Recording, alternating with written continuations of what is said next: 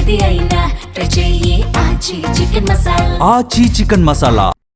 విశ్వంబర కోసం pan Indian director రంగంలోకి దిగారా? 1000 కోట్ల సినిమా ఇచ్చిన దర్శకుడే చిరు సినిమాని దగ్గరుండి చూసుకుంటున్నారా? ఎలాగైనా విశ్వంబరని బయటికి తెచ్చేందుకు టీం విశ్వ ప్రయత్నాలు మొదలుపెట్టిందా?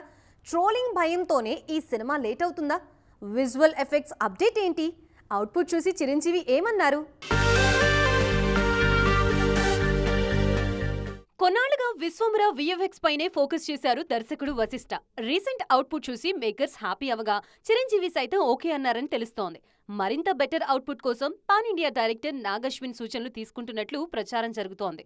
ఆయనే దగ్గరుండి విశ్వంబర విఎఫ్ఎక్స్ సూపర్వైజ్ చేస్తున్నారని వార్తలొస్తున్నాయి. ఈ రోజుల్లో విజువల్ బేస్డ్ సినిమా వస్తుందంటే ట్రోలింగ్ ఎలా జరుగుతుందో ఊహించొచ్చు.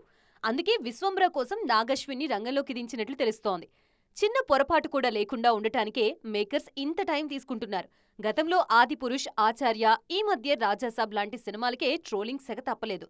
ఇక రీ రికార్డింగ్ కోసం హనుమాన్ ఫేమ్ గౌరహరిని తీసుకున్నారు. విశ్వంబర ఫస్ట్ టీజర్ వచ్చినప్పుడు విజువల్స్ విషయంలో నెగిటివ్ ట్రోలింగ్ జరగడంతో మేకర్స్ ఛాలెంజింగ్ గా తీసుకున్నారు. ఆ ఫీడ్బ్యాక్ ని దృష్టిలో పెట్టుకుని క్వాలిటీని పెంచి సెకండ్ టీజర్ మరింత అద్భుతంగా డెవలప్ చేశారు. మొత్తానికి నాగ్ అశ్విన్ హ్యాండ్ పడ్డాకైనా విశ్వంబరకి విడుదల మోక్షం దొరుకుతుందో లేదో చూడాలి. మేకర్స్ అయితే దసరాకి సినిమాని ప్లాన్ చేస్తున్నారు.